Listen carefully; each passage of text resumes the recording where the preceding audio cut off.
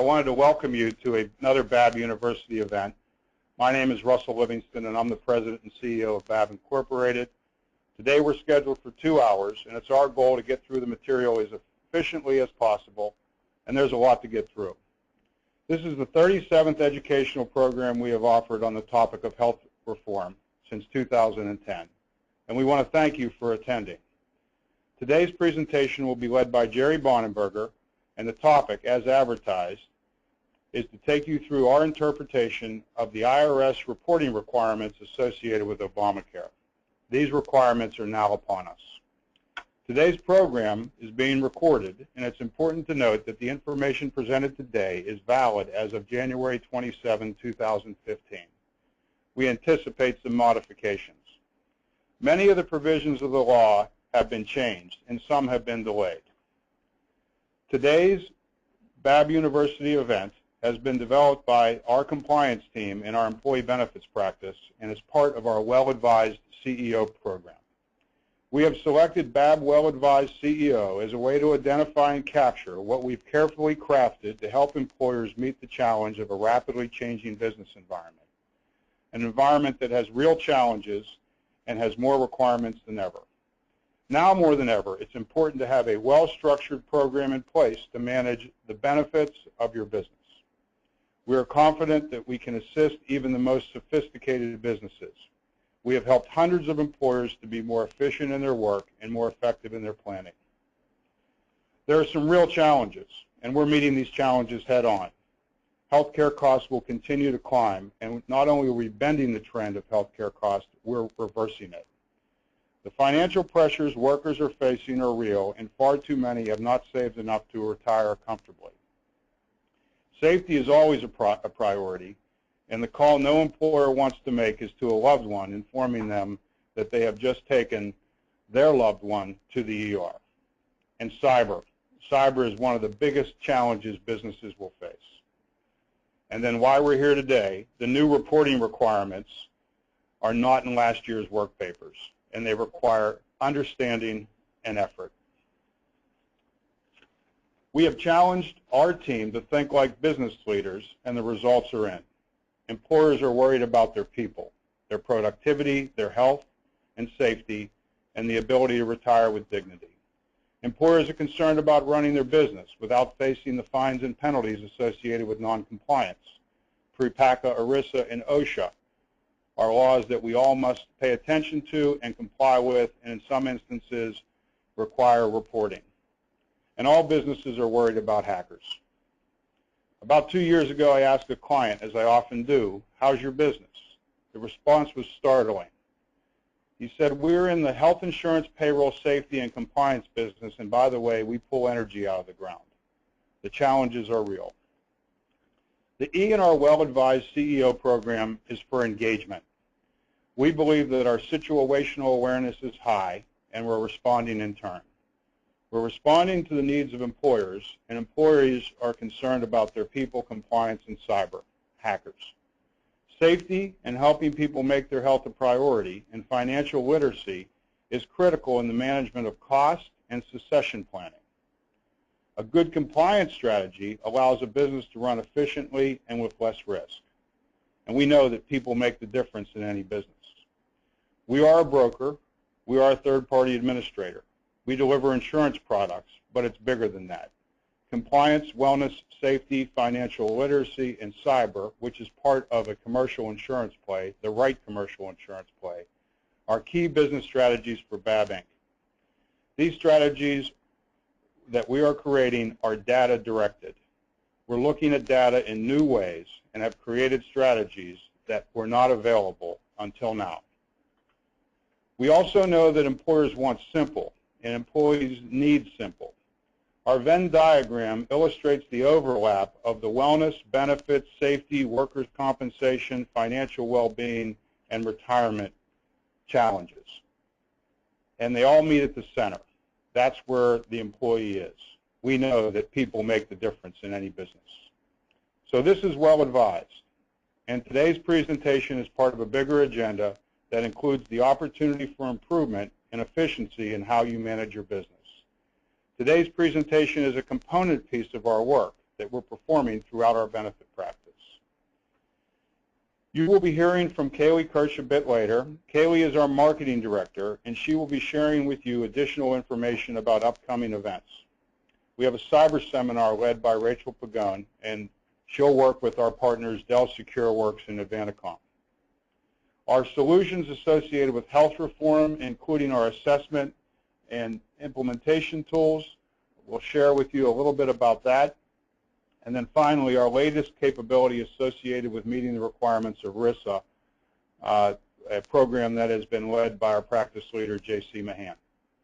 So I wanted to give today's presentation some context, and I wanted to tee it up for Jerry Bonenberger. I hope I've done so effectively. Jerry is the leader of our health reform practice. He also is the father of 2 young children, and I'm confident that in the preparation for many of our BAB University events, he has spread more papers on the floor than any mess that any of his children could make. There's a lot here, and we hope you find today's presentation valuable. Our goal is to assist you in any way we can to help you make it simple. Thank you for attending today, and thank you for your engagement. Jerry? Russell, thank you for a great introduction. I'd say you're probably pretty accurate about the mess I make in preparing for these programs, but most recently our children are competing with that. And I can tell you last night as I was stepping on Barbie dolls and toy trucks, they're getting good. So again, good morning everybody. We're going to go through this IRS reporting requirements slide deck for everybody, and then we're going to do it again, just like the beginning. So glad you're here this morning. We will be taking questions and answering those at the end of the program, and hope this is able to support you and your teams. It is important to know that the information today, it is going to be an interpretation regarding the provisions, specifically the IRS reporting provisions of the Affordable Care Act, and they do not represent and are not intended to represent tax or legal advice. So how do we start? We're talking about IRS reporting requirements this morning. A lot has happened since October of 2012 when we started the first ACA seminar here at the Babing building in Pittsburgh. A lot of things have changed since then, and finally the IRS reporting requirements in the teeth of the employer mandate are upon us. So as a brief introduction, it's important to know how we got to where we are. Obviously, back in 2010, the ACA was signed into law. We're almost 5 years through the implementation.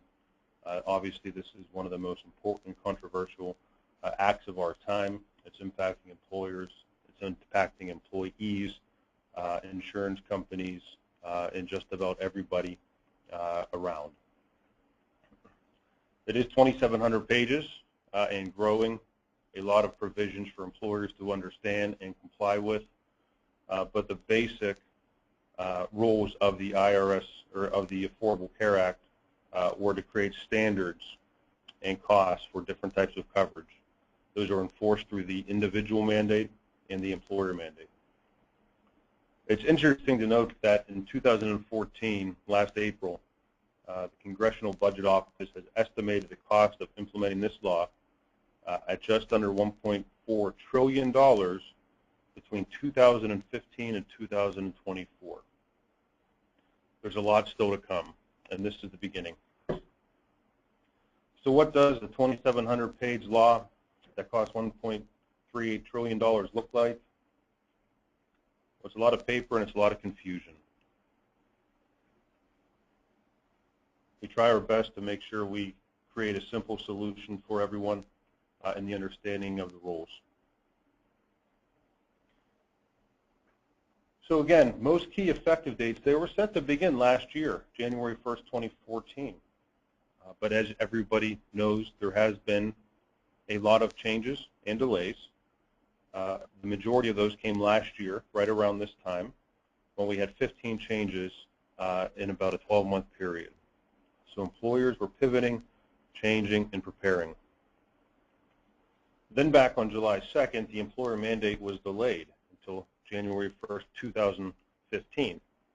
The reason for this delay is these IRS reporting requirements that we will go through today were not prepared. They weren't ready to handle the data that was needed to be submitted. So today we will go through these reporting requirements in detail. What the Affordable Care Act did was it introduced two new sections of the Internal Revenue Code, Section 6055 and 6056. These are designed to support the enforcement of both the individual and the employer mandates. Starting January, right now, of 2015, some employers will need to collect, prepare, and submit on data that they did not have to in the past. This is a new requirement. This is not something that we've done before. We're going to spend a couple minutes going through the code. So Section 6055, essentially what this does is this is a requirement for insurers, employers who have self-insured health plans in government entities such as Medicare, Medicaid. They must report information to the IRS to confirm that individuals who they provide coverage to meets specific standards. These specific standards are considered minimal essential coverage. The goal of these reports are to help the IRS enforcing the individual mandate. It's important to keep in mind that the individual mandate did go into effect January 1st of 2014. Only the employer mandate was delayed. So as some individuals prepare their taxes right about now, they may see penalties and fines for not having coverage that was required of them.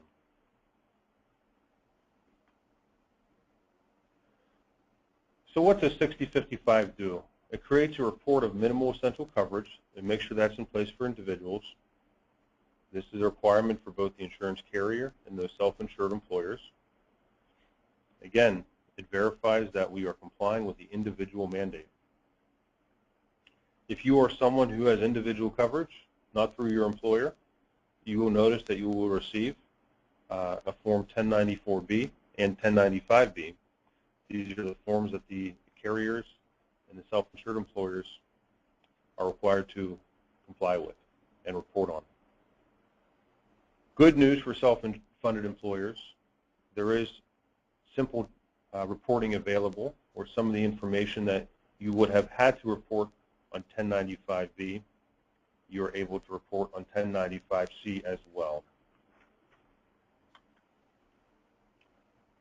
6056, this is where large employers that are subject to the shared responsibility provision must report information to the IRS about health coverage provided to their full-time employees. The shared responsibility provision essentially is the employer mandate. And this is how the IRS is going to police that employer mandate.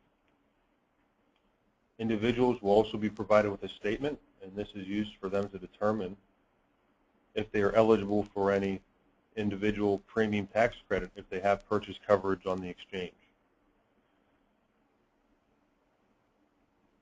Again, to reiterate, it is going to report on the type of health coverage available to employees. This is a requirement for an applicable large employer. We'll get into a little bit of what that means here in just a few minutes. The goals are to assist the IRS in determining compliance with the employer mandate and also the premium tax credits. Now that's important because the way the penalties are structured for noncompliance with the employer mandate is those penalties are triggered whether you're not offering coverage or you're offering unaffordable coverage. It's triggered whenever an employee is eligible for a premium tax credit and they take that. So this is going to be the check that the IRS is using to verify that the tax credit that was given to that employee was eligible or not for that. We will comply with Section 6056 by reporting on Form 1094C and 1095C, and we will be going into that in some detail here this morning. A good place to start is let's determine who is required to report. We've fielded a lot of questions from a lot of employers with different scenarios on, hey, do we have to report? When do we find out if we have to report? And if we report, what do we have to do? Essentially, what we look at is you have to be considered an applicable large employer. And what that means is that you are subject to the employer shared responsibility provisions that will also link you and make you comply with the IRS reporting requirements. An applicable large employer is an employer who's averaged 50 or more full-time equivalent employees in the prior calendar year. You may have heard us talking a lot about your part-times, your full-times, and your seasonals to develop a equivalent employee number, and this is why we've been asking those questions. So what does determine your applicable large employer status? There's a lot of different things. Initially, aggregated ALE groups are one of the ways that can link you to be considered an applicable large employer. Common ownership. If an employer owns, if an individual or group of individuals own a number of businesses, collectively those employees together may create an applicable large employer status for each and every single one of those businesses separately. Subsidiary companies, and also the one that we've been doing a lot of work with most recently is identifying the part-time and variable hour employees to help make sure employers understand what their full-time equivalent numbers are.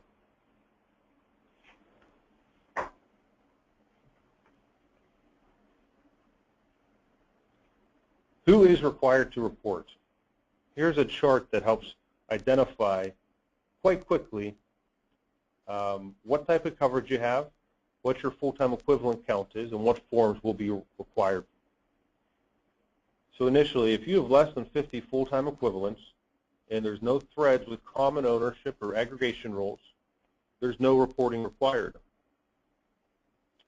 If it's determined that you are an applicable large employer, you will be required to submit forms 1094C and 1095C, regardless if you're fully insured or self-insured. If an employer is on the line this morning who has less than 50 full-time equivalent employees but offers self-insured health care coverage, you will have to report on the 1094B and 1095B forms. We're not going to go into those forms in much detail today. If you are one of those employers, we can assist you with that and any questions individually. If you're an employer who does not offer coverage and you have less than 50 full-time equivalents, there is no reporting requirement for you.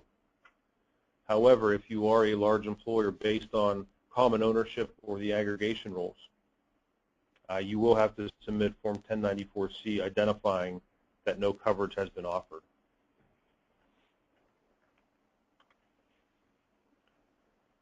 So now we're going to take a couple minutes and go through each of these forms. Now these are very detailed, and we want to make sure we get through here efficiently and effectively for everyone. So essentially 1094C, this is the transmittal form. Essentially what this is the cover sheet. Everybody's familiar with sending faxes. I relate this form with that cover sheet. Essentially it says how many pages are submitted with this form. And what this form does, it identifies the employer, it identifies any certification of eligibility that an employer is choosing to take, and it also gathers other additional information about an employer, such as aggregated groups or common ownership. If you haven't seen 1094C, here it is. I'm going to check here to make sure that everything is good. Okay. So we'll go through each of these parts in detail for everyone here today. Essentially, at the top part of the screen here under Part 1, this is where the employer's information is going to be listed to be submitted to the IRS. Part 2 really comes into play to determine the number of forms that are submitted and a determination of if you are part of an aggregated group. So if you're part of a common ownership, a parent, a subsidiary, etc., this is where we indicate that as well. And we'll talk about how these all link together here soon.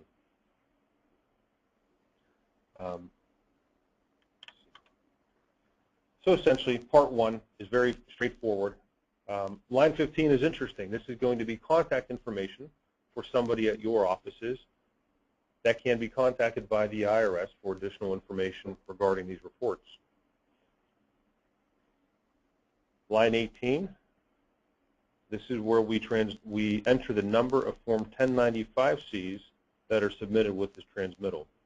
We'll go into 1095-C next, but essentially what that form is a form for each of your full-time employees. Part 2, this is where we have to make sure you understand your control group status. We have been recommending that if there are any questions, you seek legal counsel to receive an opinion on how you are viewed in the eyes of the IRS and the control group rules. This is very important if there is a ownership group that owns multiple entities, and one of the goals is to not have to be subject to the employer mandate. Essentially, the common ownership and the control group roles link employers together and create small employers. They make them look like applicable large employers that have to comply with the employer mandate and the IRS reporting requirements. Also in Part 2, we're going to be able to identify if we're going to use any simplified reporting or any employer mandate transition relief. And we'll spell that out here in detail for you as well. So if you're looking at the form, line 22, there's 4 checkboxes available. The qualifying offer method, the qualifying offer method transition relief, Section 4980H transition relief, and last but not least is the 98% offer method. It's important to understand what each of these are. One or more may apply depending on your situation, so we'll go through that in detail here. The first checkbox, qualifying offer method. Essentially what this says is that if you are an employer and for each and every month of the calendar year, you are offering coverage that is affordable and it meets the minimal essential coverages, coverage also may be provided to spouses and dependents. So qualifying offer essentially says coverage offered is affordable, it's available to spouses and dependents, and it meets all the minimal essential coverage rules. This is going to allow us to use a simplified reporting method on the Form 1095-C.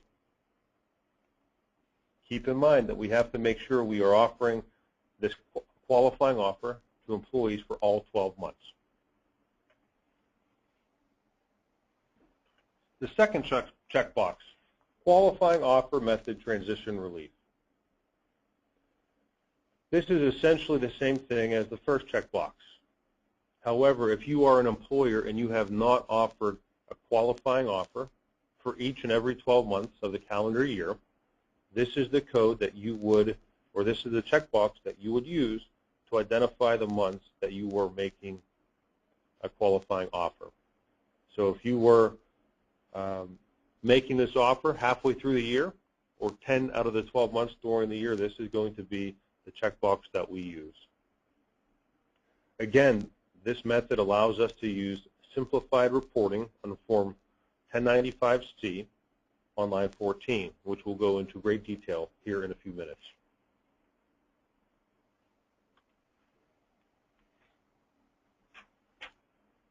The third checkbox, Section 4980H, Transition Relief. Now this is going to only be available for employers who qualify for any employer mandate transition relief. Essentially, if you are an employer who is between the 50 and 99 full-time equivalent mark, your compliance with the employer mandate is delayed until 2016. So if we are 99 full-time equivalent employees, we will be selecting this transition relief. If you are an employer with 100 or more full-time equivalent employees, this transition relief allows you, if you are non-compliant, to reduce the penalty by increasing the number of employees that are full-time that you can pull out of the equation when calculating the penalty. So in 2015, employers who are non-compliant, they get to reduce their full-time employee count by 80. Moving forward, in 2016 and beyond, that number goes back to 30. It is important to note that if you are an employer with a renewal date outside of January 1st, this transition relief should apply as well, so that once you reach your renewal date, for instance, your plan renews April 1st, you have more than 100 full-time equivalents, we don't want to be penalized for not doing something on January, February, March of 2015. This identifies when we will be judged and when we will be graded for our compliance with the employer mandate. If you select this certification, we must also complete column E on part 3 of this form, which we will view a little bit later here. The last checkbox is a 98% offer method. You can only use this method if you are able to certify that for all months during the calendar year, affordable and minimal essential coverage was offered to at least 98% of your full-time employees and dependents.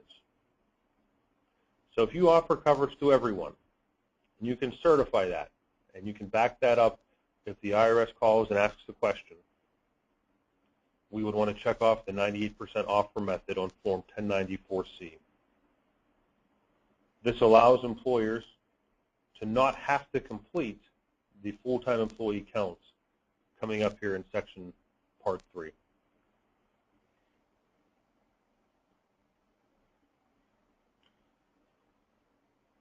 Page 2 of 1094C, this is section 3.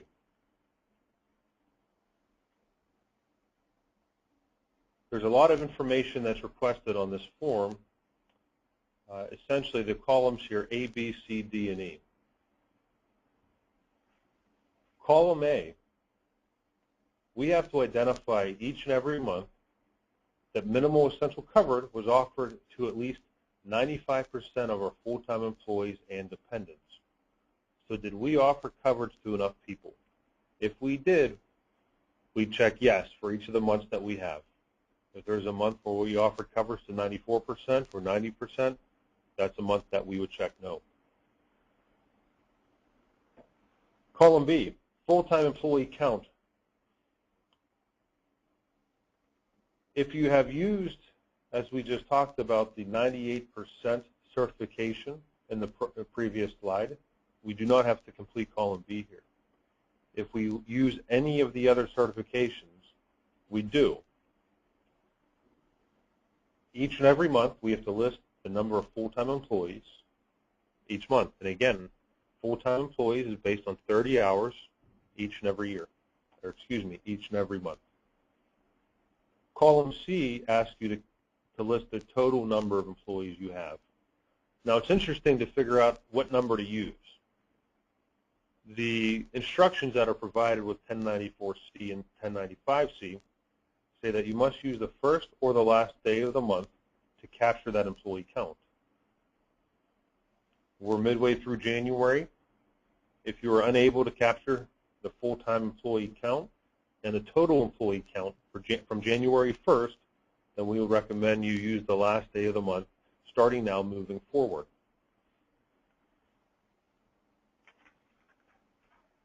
And again, it's important, and I'm glad that everybody has joined the call this morning. We want to make sure this information is available to you, so it's not October and we're asking you about information that you may or may not have from January. So again, we just appreciate everybody being on the line here. Column D here, this is the aggregated group indicator. And this is what we're going to use to identify which months we were part of an aggregated applicable large employer group. So again, common ownership. If you're always, if you're buying a new company, if you were bought, if you're entering an aggregated ALE group, this is where we indicate what months that start, if it is not for all 12 months of the year. And then finally, column E. This is important because this is the section 4980H transition relief box.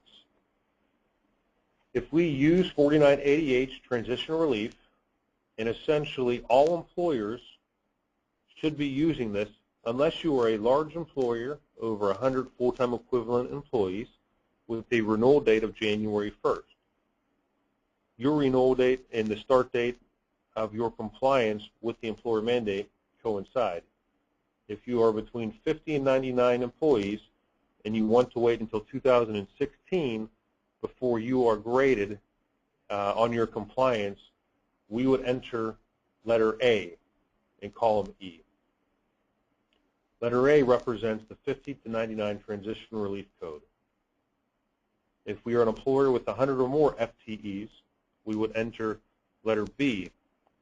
That essentially allows us to reduce the number of employees when that penalty is calculated, and also wait until our renewal date in 2016 to be compliant, excuse me, in 2015 to be compliant for large employers. So again, column A indicates when coverage, minimal coverage is offered to 95% of the full-time employees. Column B and column C are the employee counts, full-time in total. Column D is the aggregated group in the common ownership tab. And finally, column E, and there you can see the codes A or B at the bottom.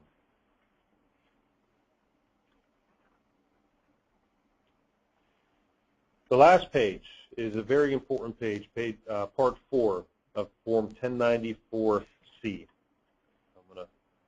I keep checking to make sure that our audio and our video is coming through appropriately. And I do see a bunch of questions popping up. What we will do is we will address these all at the end of the program today. And we anticipate not being able to get through all of the questions. So we will follow up with a written response to each and every one of the questions that we received today. So if you are asking questions, please keep asking them. We will take a look at everything at the end. Part 4, 1094C. What does this mean? If you are a member of an aggregated applicable large employer group, common ownership, parent subsidiary, and you have you've talked to your legal counsel and know that you are in this group, this is where you will identify the names of the other employer groups who are within your applicable large employer group. It's interesting. We've had employers going back 3 and 4 years now say, what if we split our company up into 2 or 3 smaller companies? Well, the aggregation rules and the common ownership are going to link those together. And up until right now, on Part 4 of 1094C, there was nothing to tell the government or the IRS that you were doing that. Now there is. So this is where the IRS is going to identify smaller and associated employers who will be treated as large employers because of these rules, and will also have to comply with the employer mandate. Please keep that in mind. If you are a business owner, a part of a ownership group, or have parent sister companies, let's make sure we are comfortable with the rules around aggregation to see if we have to comply. and to make sure we don't end up on somebody else's if we're not anticipating that.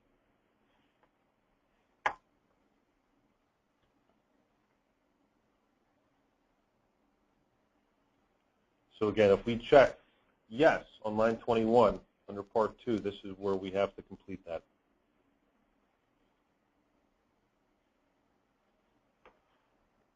Form 1095-C. This is the form that is going to capture the information regarding the health coverage that you are offering to your employees and identify the months of the year that your employees are enrolled in the coverage. Employers who are in a self-insured program will also have additional reporting responsibilities under these forms.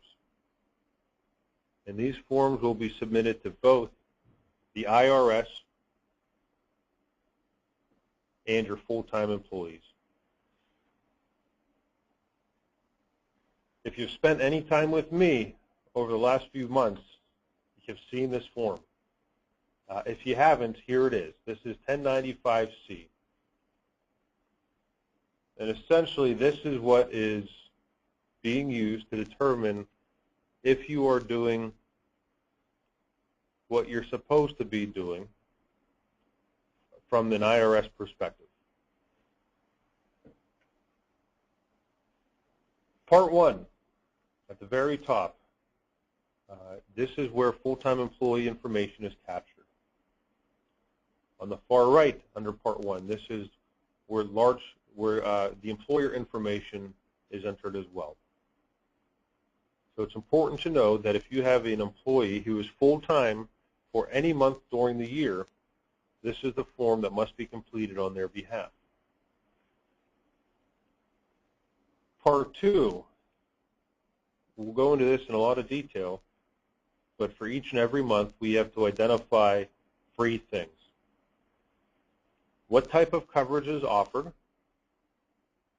What does it cost employees? And are there any employer safe harbors that are applicable? So if we take what Part 2 is asking us and we think about the employer mandate says that we have to offer a specific level of coverage to a certain percentage of our full-time employees, and it must be affordable based on 9.5% of employee household income or wages. What is the IRS doing to check all of that? Well, this is where that work is checked. Part 3, this is where the listing of covered individuals will be inserted here. This is only a self-insured employer requirement. If you are fully insured, this is going to be handled by the insurance carrier. So as we work through the next few years and we continue to build our compliance strategy around the ACA, there will be discussion between the pros and the cons of a fully insured plan versus a self-insured plan. And we'll have additional webinars and seminars throughout the year that address some of the concerns, and we'll talk more about that at future dates. So let's go through Form 1095. Part 1, like we said, lines 1 through 13, this is where we're capturing the employee and the employer information. It's important to note that if you have an employee and you are currently participating in a multi-employer welfare program where you have an employee for a couple months during the year, that employee is going to receive a few of these 1095-Cs for the months that he or she worked full-time at these different employers. That's why the employer information at the top is important. Keep in mind, these forms are all submitted underneath the form we just reviewed, 1094-C. That's essentially the cover page identifying who the employer is. Part 2, this is where the code must be entered for each month to identify the type of coverage offered. and we'll take a couple minutes and we'll go through each of the codes. Now this presentation will be available after the program. In addition to that, we will make sure you have access to these forms and the instructions that detail this, that go even in deeper detail than what we're doing today. But under Part 2, for each and every month, we have to insert one of these codes based on the offer of coverage to an employee. 1A, we expect this to be a common code that is used. If you are offering affordable coverage that meets the minimal essential coverage, and you include coverage is available to employees, spouses, and dependents, this is what we're going to check. 1A. 1B, 1C, and 1D states that although you are offering minimal essential coverage, that coverage may not be affordable. So if coverage is unaffordable, we will be using 1B, 1C, or 1D to illustrate that in that code. However, 1E, again, is you're offering coverage, but it is unaffordable, and you're making it available to employees, spouses, and dependents. So if coverage is unaffordable, 1E may be the code that you're selecting for your employees. 1F, I haven't seen a program that currently does not meet the minimum values and that's offered to all employees. Typically here in Western Pennsylvania, programs traditionally are more rich, and the minimum values are not something that have impacted us much. I would not anticipate seeing 1F used frequently.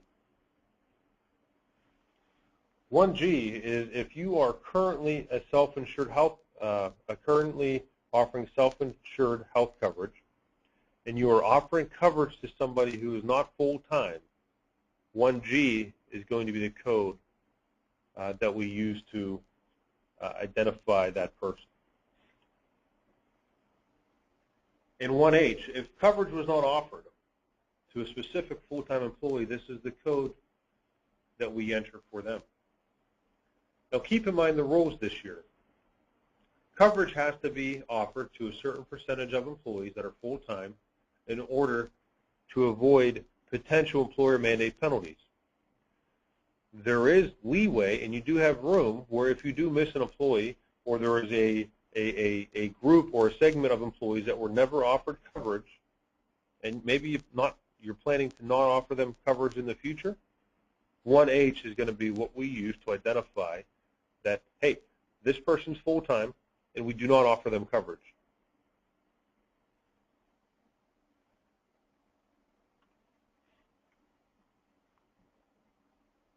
The last code available is 1I.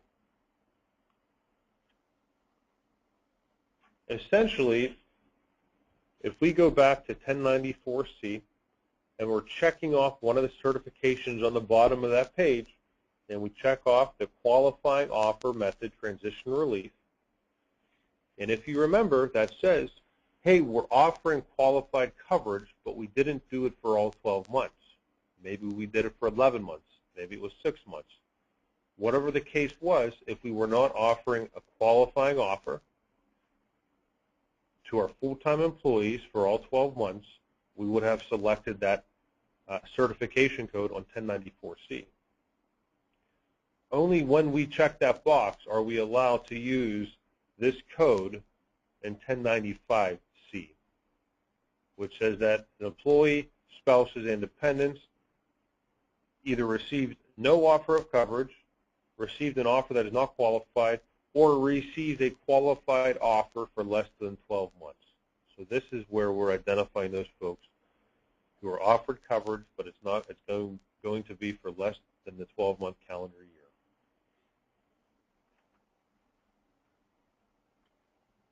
Again, each and every one of those codes, they're the 1 codes, 1A, 1B, 1C, 1D, etc. Those are the codes that are listed, or that we would list, under Part 2, line 14. Line 15, as you can see, it says, and if you can't see it on the screen, I'll read it for you. The employee's share of the lowest cost monthly premium for self-only minimum value coverage. So here's where you must identify the cost, or may have to identify the cost of employee-only coverage. Now keep in mind, on the line right above it on 14, you may have entered a code 1A that says, hey, we've offered a qualifying offer. And if you enter 1A, that's a qualifying offer, that's already telling the IRS that that coverage is affordable. So there will be specific codes that will allow you to skip line 15. For instance, 1B, 1C, 1D, or 1E. So any of the codes that look like you are not offering affordable coverage, you must list the cost of coverage that you are charging employees for individual-only coverage. Now, again, it's very important to keep in mind that the affordability of the coverage is based on how much you charge employees for employee-only coverage.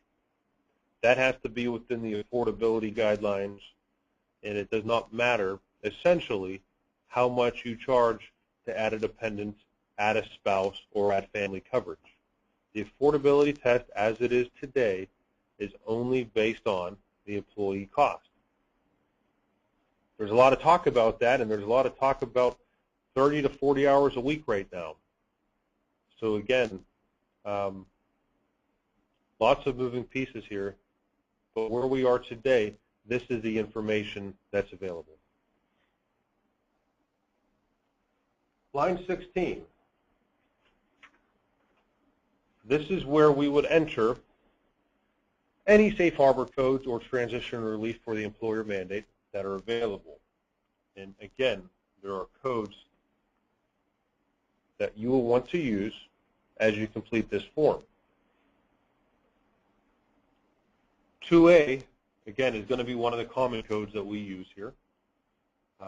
If you have an employee who's not employed during any day of the month, so if you make hires throughout the year, as everybody does, for the months prior to that hire date, we would enter 2A under line 16 for that individual. It identifies that, hey, this person wasn't here. There's no way for us to offer them coverage. You're going to have to look at their other 1095C to make sure they had coverage that met the standards. In some instances, you'll have a part-time employee who is promoted to full-time. For each month that that person is part-time, 2B is the code entered for that individual. When you have an employee who is enrolled in the minimal essential coverage, 2C is the code that will be entered there as well. 2C is going to be one of the most common codes we see. And I know we have employers today who are on the line that we've been working hard to understand how to handle any variable hour employees that may be on staff. There are specific measurement periods that have to be defined. So in 2015, any variable hour employee who is in their initial measurement period, you will identify those folks with the code 2D. Essentially that says, hey, we're not sure if this person's full-time or part-time, but we want you to let you know that we're measuring them.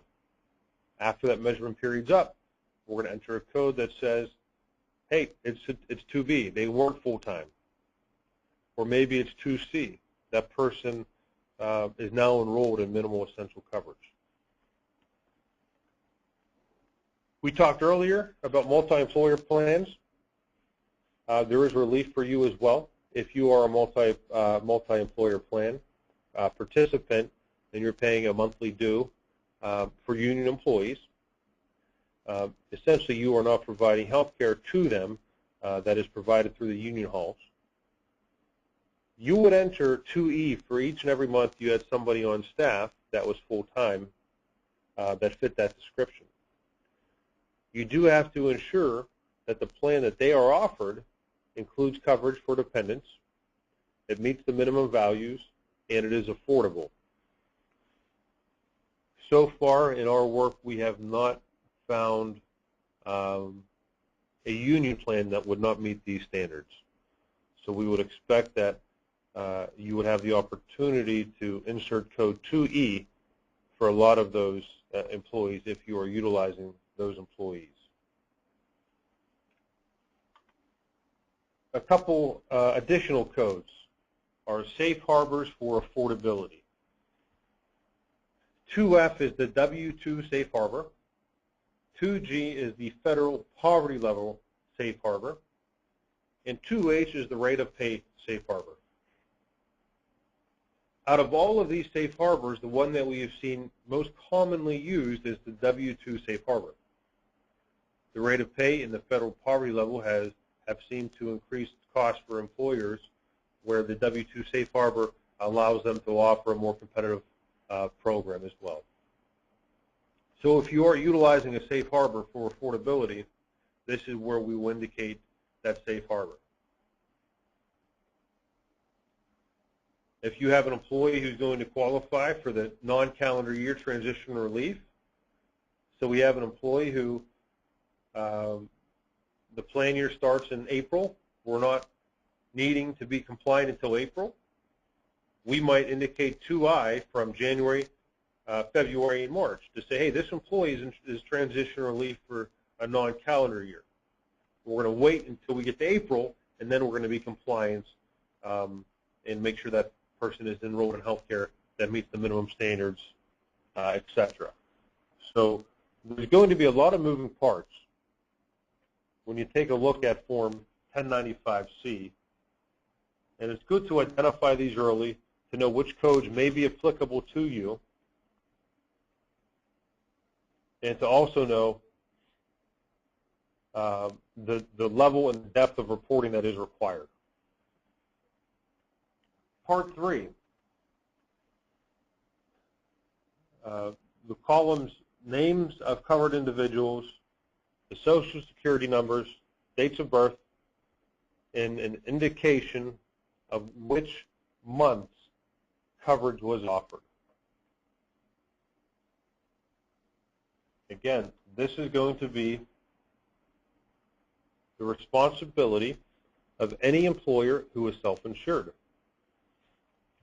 Employees, dependents, and spouses, we must have their information, their name, their date of birth, or their Social Security number, and indicate which months these folks were enrolled in our plan. As a self-insured employer, it is your responsibility to not only meet the employer mandate, but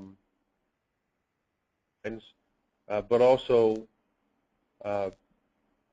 submit reporting to prove that your employees are meeting the individual mandate as well.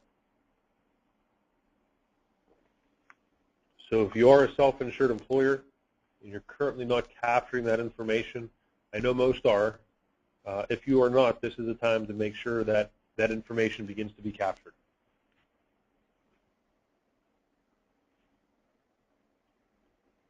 So now that we went through all the forms and everything that you have to report on, when do you have to do it by? Never is not the right answer. I know many of us wish it was.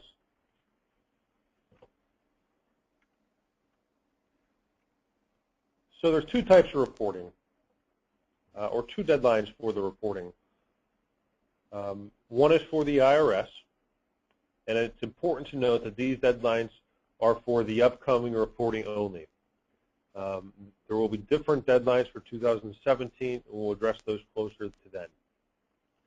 Essentially, Form 1094-C and all of your 1095s for each of your full-time employees must be filed to the IRS, if you're filing by paper, by February 29th of 2016. February in 2016 is a leap year, so we do have a 29th in the month of February. If you file more than 250 1095-Cs, you must file everything electronically. If you file less than 250 1095-Cs, you can file everything electronically if you want. If you choose to file electronically, you actually have until March 31st to get that filed to the IRS electronically. Starting in 2016, early in 2016, Form 1095-C must be distributed to your employees as well. February 1st of 2016 is the deadline. So it's important to make sure that this time next year you have processes and strategies in place to make sure that these forms are distributed to your full-time employees for the 2015 calendar year. We expect that these forms will assist those employees in filing their taxes for the 2015 calendar year.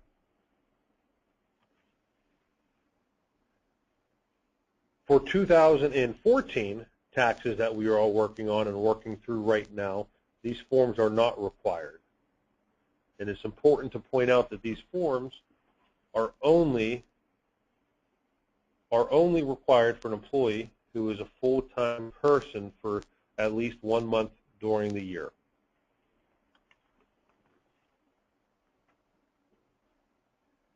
So what are some next steps that employers should be thinking about? Well, there's a lot of information that we just went through. And it's important to note that the information that we reviewed is all information that is in draft status. The final forms are yet to be released. When they are, there may be changes. If there are, we want to make sure that we review those for any changes that could impact the way you collect data and the way you are planning to report moving forward. You might be an employer on the call today that is uncertain if you should be filing for the 2015 calendar year. We can help identify those who are required and those who may not have to file for 2015.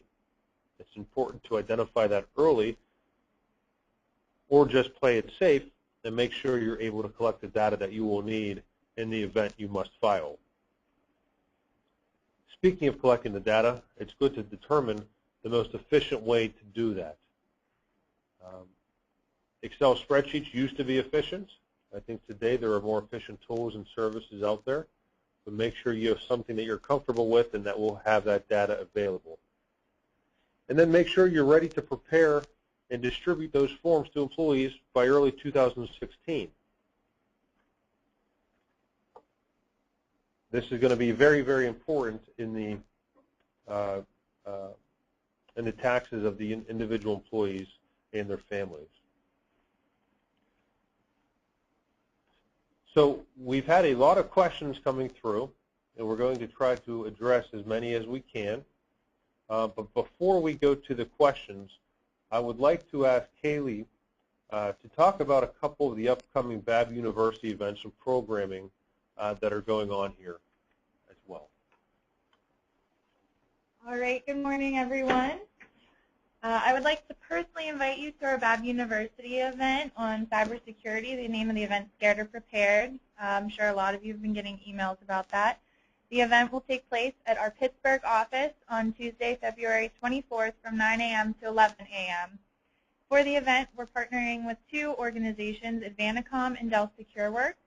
The seminar will help employers understand how they can help prevent a cyber attack and protect their company with best practices and proper insurance policies. So if you're interested, please reach out to Jerry or I, and we can help you get registered for that event. We also offer ACA assessment tools.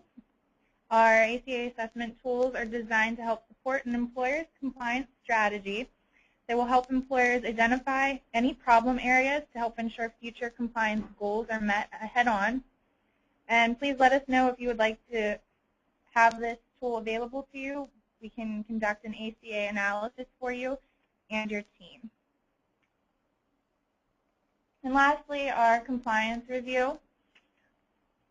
Our compliance review service, with our engagement with our clients in the healthcare reform space, we identify more questions in regard to other areas of compliance. Our compliance review service assists clients with their regulatory requirements with ERISA, non-retirement, HIPAA, ACA, and COBRA. Our process is designed to measure, help, remedy, and remind them of their specific needs. An assessment will provide you with a scorecard to help keep you updated with real-time analysis of your compliance efforts. Also included are a full ERISA WRAP plan document, Section 125 cafeteria plan document, and summary plan descriptions for both. So. All right, Kaylee, thank you so much. And with that, excuse me, we're going to go through a couple of questions that have come through. And right now it's about 10 after 10. We were scheduled to go to 11, but it looks like we were able to get through the material quicker, which I hope everybody is in support of. If you would like to sit through more IRS reporting requirements, we can certainly do that as well, but we want to be respectful of your time. It looks like we will have the opportunity to wrap up a little early today. And at the end of the program, we will be supplying everybody with a list of the questions that have come through that we are not able to address here on the call, and we'll make sure that those answers and questions are available. Kaylee, what do we have so far? All right. Well, move on to one question. Where do we access these forms? Great question. These forms are all continued to be in draft status, and we try our best. And if you may have received a hotspot compliance release from us earlier this year, and you will certainly receive future hotspot compliance releases from us. We will make sure that the IRS 1094-C and 1095-C forms, and in addition to the instructions that go with those, which are 18 pages, by the way, will be available for everyone here. All right. Another question that we had. We have employees who work different hours. Should we file for these employees? Again, that's a good question. And I think today we talked a little bit about employers who may have variable hour employees. And it is very, very important to make sure that the measurement periods are understood and set so that we can take one of those or all of those variable hour employees, measure them for a specific period of time to determine if they're full-time or not. Once we have done that measurement, we can identify, hey, Kaylee's full-time or Kaylee's part-time, now I have to report on her behalf or include her in my reporting. So anybody with variable hour employees, we want to make sure that the measurement periods that are set up are set up, and that we can identify those folks who may be full-time. All right. We had another registrant ask, can a third party file these reports on our behalf?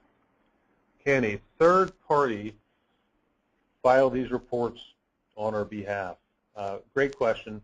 And the short answer to that is yes.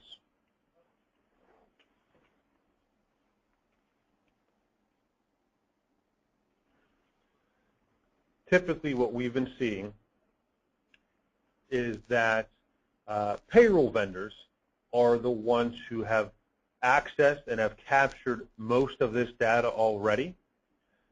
We have been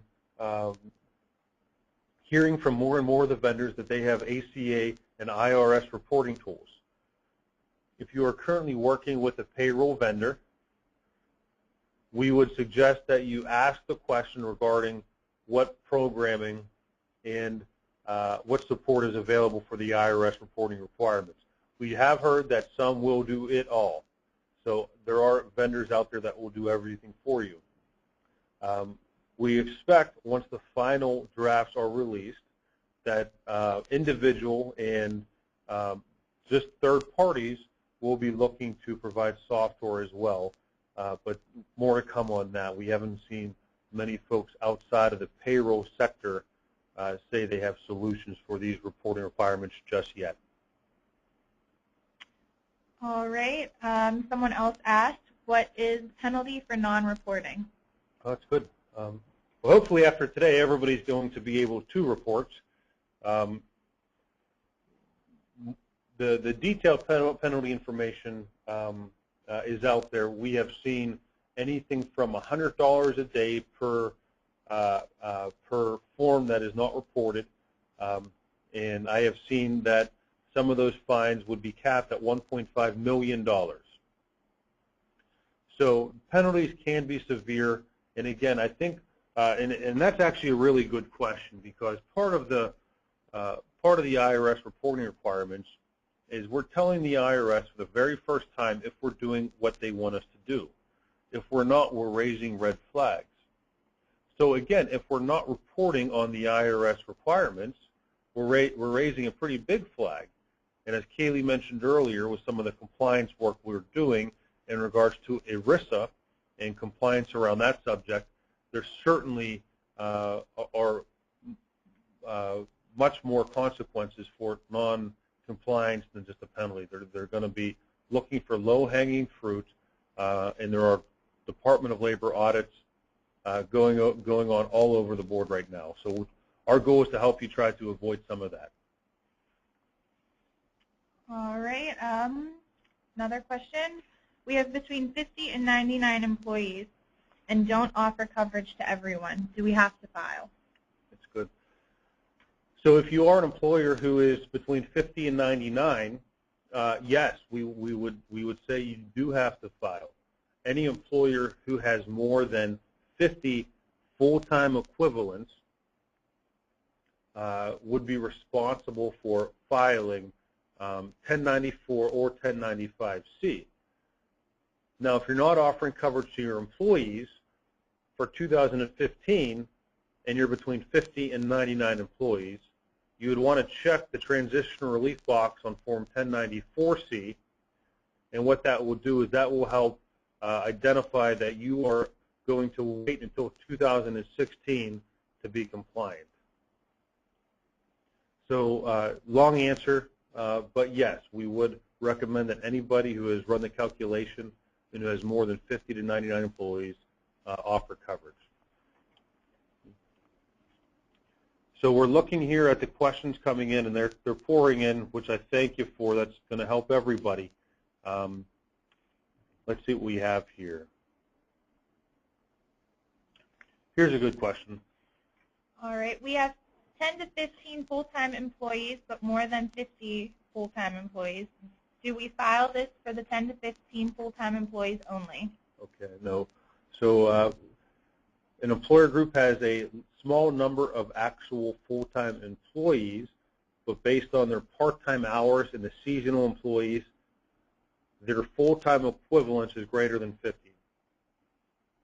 So your full-time equivalent is the critical part of the question. If that is greater than 50, then yes, you are considered an applicable large employer, which means you are responsible to file with the IRS for each and every full-time employee you have during the year. So yes, we would say yes. We would want to make sure we're reporting for those 10 to 15 full-time employees.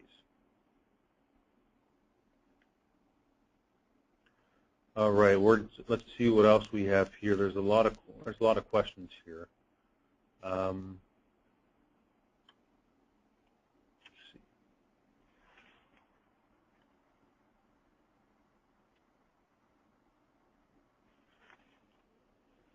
Here's one. Yep. We have an employee who opts out of our coverage but refuses to enroll in any health care plan and prefers to take her chances. How do you handle this situation in terms of any penalties, etc.? No, that's another really good question. So again, the reporting is required for your full-time employees. So as you're completing a form for somebody who is waiving coverage, the only thing you're going to want to indicate is that minimal essential coverage that was affordable, essentially a qualifying offer of coverage was made, and this person did not enroll. So you are protecting yourself as an employer for identifying your full-time employees and showing that you are offering coverage to enough full-time employees. It is now on, the responsibility would now go to the IRS to determine if that individual had secured coverage on their own. So as an employer, we would certainly want to complete the 1095-C for that employee. All the penalties would certainly be handled outside of that by the IRS, but this is to protect the employer, to make sure that you're comfortable with that. Let's see.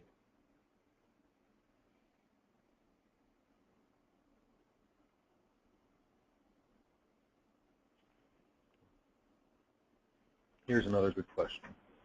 If we abide by our enrollment rules, which are 90 days after initial employment and at renewal, are they still considered offered for 12 months? It's a great question. So, if you hire somebody mid-year, you would not be able to use the codes that said that coverage is offered for that person for all 12 months. As new hires are coming on board, and they are in a waiting period, coverage would not be available for them during those months. So we would not be able to use the codes that indicate coverage was available for that person for all 12 months. Now, I would ask everybody to keep in mind that this is the second set of draft forms that are available, and there were minor changes already. So again, a lot of this stuff, we will be able to bring more concrete answers for everybody. And once those final provisions and rules are complete. But at this time, we have a number of questions that are coming in. Instead of picking these onesie, twosie, I think it might be most efficient if we are, if we pull these, get them typed up for everybody and respond to everybody at once.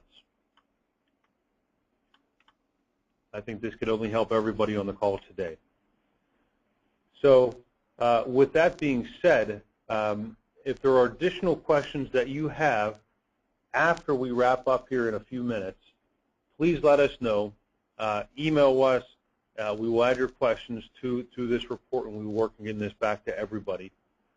Essentially, we wanted to make sure that employers understood how detailed some of this reporting was. We're hoping that today's program was beneficial for everybody and that the details weren't as deep as they could have been.